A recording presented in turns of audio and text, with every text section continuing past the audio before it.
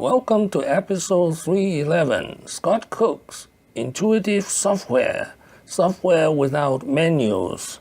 This is an outline of episode 311.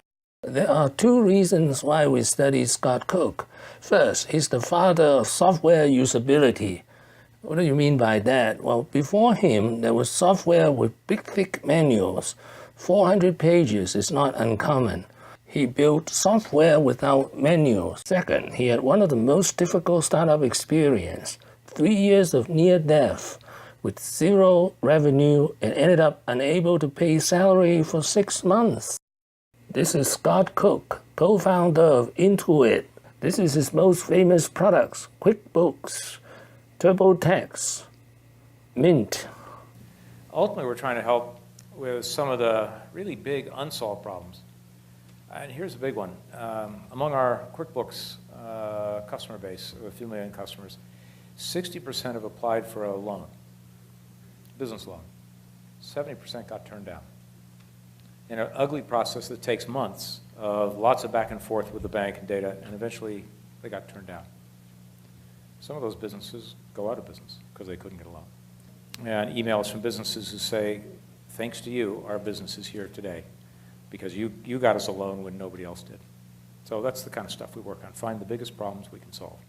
He earned his undergraduate degree in mathematics and economics from University of Southern California, and he earned his MBA from Harvard in 1976. His first job was at Procter & Gamble, and his second job is at Bain & Company. The idea of Intuit came from his wife. Scott Cook was 30 years old, and he just got married. And I kept 3 separate accounts. We had my own checking account, we had our joint checking account, and he had his checking account.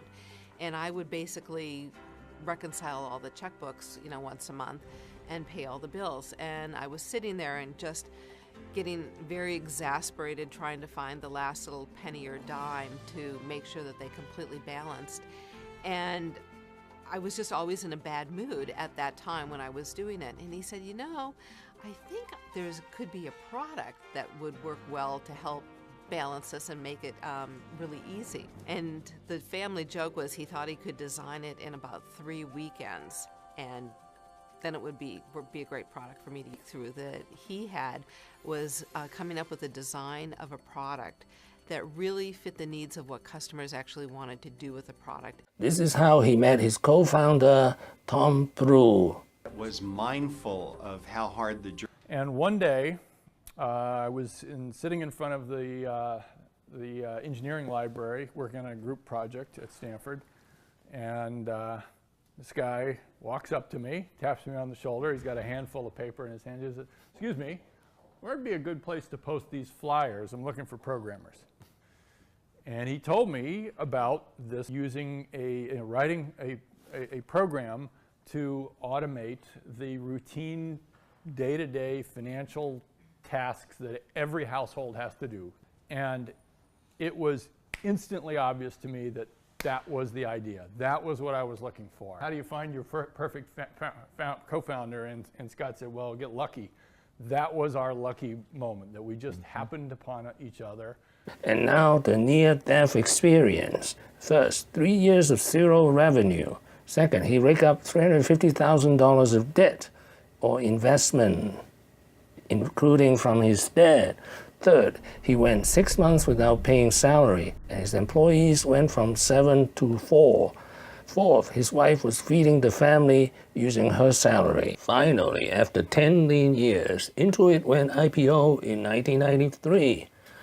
In 1994, Intuit was valued at $2 billion. Microsoft offered $2.3 billion to buy Intuit. The proposed merger was shut down by the Department of Justice on antitrust ground. In 2018, Intuit has more than 8,000 employees, and its most successful product, QuickBook, has an 80% market share and 30 million users. He was very ahead of his time in terms of customer-driven development.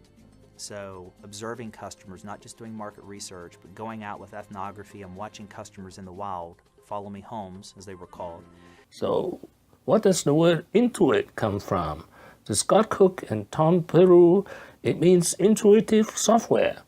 To me, it means software without menus.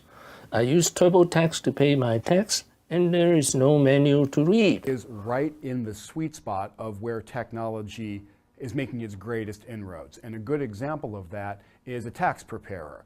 That's someone who has mastered a very complicated American tax code, but they do the same thing over and over. They apply that code to an individual person.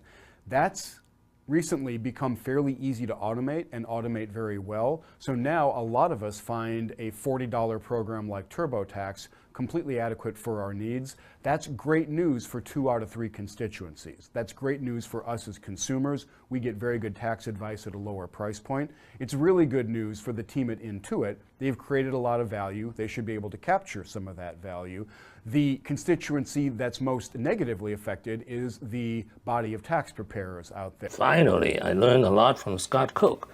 He's the most interesting and useful observation that anyone can use. Cheap and fast experiments.